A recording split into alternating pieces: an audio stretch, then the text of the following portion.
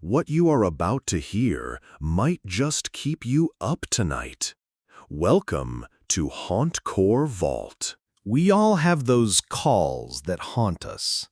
There's not a 911 dispatcher alive who doesn't have at least one that sticks with them for the rest of their lives. Hell, most have too many to count. I always thought I was above that. I'd never let this job or those calls get to me. I was tough. But then September 12 happened. I worked the night shift in a very rural county sheriff's office. A little over 1,200 square miles, and with a population of 31,000, not a lot in the way of heinous crimes happened. There were those out-of-the-ordinary UFO calls every now and then, but most of the time it was loose cows and car-deer accidents. We sure do have our share of crazies, and that night my caller was one of them. It was about 3:01 in the morning. My partner Anna and I were watching reruns of 90 Day Fiancé when the 911 call tones went off. Totally routine. I try to answer the phones faster than Anna because she has the quickest hands in the West when it comes to call taking. And unfortunately this time, I got it. County 911, what's the address of your emergency? Silence. Hello, County 911? More silence. I look to my call screen where the coordinates are. Updating the call, it finally phases to the correct coordinates to map roughly where the caller is. Hello, County 911, what's your emergency? I repeat again, entering the coordinates in. It maps to a residence in our second largest city, and immediately I know who our caller is. Margery Cannonberry. Don't let her name fool you. She's not a sweet old lady, but rather a 32-year-old drug user. Extensive history in our in-house records, and I don't even need to look her up. In my 3 years of dispatching here, I can't recall just 1 week where I didn't have a call with Margery. Hello, Marge, do you have an emergency? I ask again. We're on first-name basis. Yes, I finally hear her whisper. Okay, what's going on? She pauses, her breathing trembling slightly. There's something in my closet. There's someone in your closet? I asked, quickly typing into my call narrative. How do you know they're there? Did you see them? No, not someone, she whispered again. I could tell she was truly terrified. Something. I don't know what it is. Okay. At this point, I'm convinced Marge is having another drug-induced hallucination. It wouldn't be the first time. Describe for me what it looks like. In the background, Anna is dispatching our area deputy. Please send someone, Marge whispered. Yes, I have a deputy on the way, Marge, but I need you to tell me what you're seeing, I said. When you said something, what did you mean? It's tall, she said. It has to bend over to fit, and it has long claws. She paused, and I could hear her sniffling. She was definitely crying. It's tapping them on the floor. Can you hear them? She paused again, and I listened carefully to see if I could hear anything.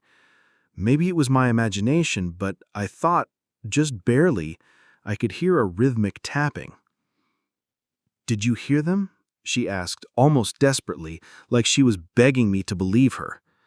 I ignored her question. What else, Marge? What else do you see? Her voice trembled. It's all black, and it has really big teeth. It keeps licking its teeth like it wants to eat me. So it knows you're there. Yes, she said shakily. It's staring right at me. Glowing yellow eyes? For the first time in my life, a shiver went down my spine from her words. Every horror movie I've ever seen came to mind. Though I knew better, my supernatural bone was piqued. Could there really be a demon in her closet? Are you able to leave the room, Marge? I asked, typing all of this into our dispatch narrative. Can you go outside until my deputy gets there to see what's in there? I don't think so, she sobbed. If I move, it'll kill me. Have you been drinking tonight, Margery? I know how incriminating it sounded, but it was a legitimate clarifying question. Call me heartless if you want. No, she sobbed again. Please believe me. I know I've done stupid things before, but this is real. I haven't been drinking and I haven't taken any drugs recently. I don't know what it is, but I'm so scared. It keeps tapping its claws. You have to hear them, don't you? The phone cracked as she held it at arm's length. There was no mistaking this time. I could hear something tapping. A pit formed in my stomach. What the fuck? It was like the sound of long acrylic nails. Okay, Marge, I'm going to stay on the phone with you until my deputy gets there. I looked to our mapping software. He's not super far out, so it shouldn't be too much longer. Okay, thank you, she whispered. It's just staring at me. Does it have a face? I asked, against my better judgment. Did I actually believe there was something there? Yeah, but it's all teeth, like it's smiling. And it hasn't moved since you saw it. No, it's just there, staring and tapping its claws. How long has it been there? I don't know. I woke up to the tapping noise and just saw it there, so I called you right away, Marge said. You don't believe me, do you? It's not that I don't believe you, Marge, I answered. I've just never heard of this sort of thing before. What you're describing sounds like a demon from a horror film. I think it is. Another shiver. Her voice sounded so convinced. Real or not, she was legitimately seeing something, whether it was an actual demon or a hallucination. Part of me felt bad for her. Being absolutely convinced something like what she described was staring at her, it would be terrifying. Marge suddenly gasped, and the phone rustled as it fell from her hands. "What's going on, Marge?" I asked quickly, my tone dropping in seriousness. "It's coming toward me!" she screamed. "Oh God, it's claws! Please help me!" "My deputy is almost there, Marge," I said loudly, over her screams, but I doubt she heard me. If I hadn't been freaked out by then, I was now. Those blood-curdling screams were ones of pure and unfiltered terror. It was like I was listening to someone whose life was coming to an end in the most violent way possible. My pulse was flying as I was trying to type everything I heard into the call. Next to me, Anna was relaying the info to our deputy. "Come on," I thought, "get there already." The problem with the rural county was that we didn't have as many deputies on as others, so our response time was significantly longer. This particular night, the city's officer had called in sick, so it was the county's job to cover if there were any calls. 1303 dispatch, I'm 1023. The first responding deputy advised he was on scene. His name was Jason, our youngest deputy on the department. A super nice kid who was probably the best person that could respond to help Marge. Anna held radio traffic just for that call, and we waited for what seemed an eternity as Jason went into the house. 1303 dispatch, I nearly made me jump out of my seat, my nerves on end. Get a med rolling. She's cut her arms pretty bad. Within 5 minutes, our med unit was rolling. Jason and Trevor, his backup, ended up chaptering Marge. They came up before Jason transferred her to the mental hospital after getting medical clearance and explained everything that happened. Apparently, Marge was tripping out on drugs, my first suspicion, and decided to cut her arms with razor blades. She'd also trashed her apartment in her drug stupor, which would explain the crashing around I heard. "But what about the tapping?" I asked. "I heard the tapping she was talking about." "I don't know anything about that," Jason said with a shrug, "but it was probably something she was doing that she didn't realize she was doing." "Yeah, you're probably right," I said, but I still couldn't shake the bad feeling. "It's sad, honestly," Jason said, retrieving the papers off the printer that he was printing.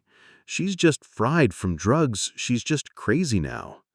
I glanced out the dispatch window to the lobby, where Trevor was sitting with Marge. She sat with her head hanging down and her arms in bandages. Seeing someone hopped up on drugs was always a little disturbing to me. As if she knew I was looking at her, she lifted her head and her eyes grew wide, as if she was about to be hit by a bus, and she pointed at me, letting out another piercing cry. Trevor stood up as she did, putting himself between me and her inadvertently.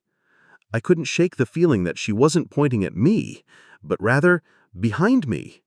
I told myself it was dumb, but why was it that I couldn't look over my shoulder? Jason flew out the door with the paperwork he needed, and both struggled down to the front with her to load her up in the squad. In 2 days, hospital staff would find Marge dead in her room, her head somehow twisted unnaturally. Her death would never have a full explanation. Finally, after taking a deep breath, I turned around. There was nothing there. I let out a breath that I didn't realize I was holding, and then laughed at myself. Of course there was nothing there. The rest of the shift went by smoothly, the whole 20 minutes we had left. When we finally left that night, I couldn't wait to go home and go to bed. That call had really rattled me and left me with a headache. I got back to my little apartment, greeted by my little white cat. After giving her more food, I took off my uniform and hung it up in the closet, making sure to close the doors. Hurrying back to my bed, I jumped in and turned the TV on for background noise. That night, I slept with the lights on. Maybe it was just my imagination running wild, or the stress of a long week, but as I closed the door to my closet, I could have sworn there was a pair of glowing yellow eyes staring back at me.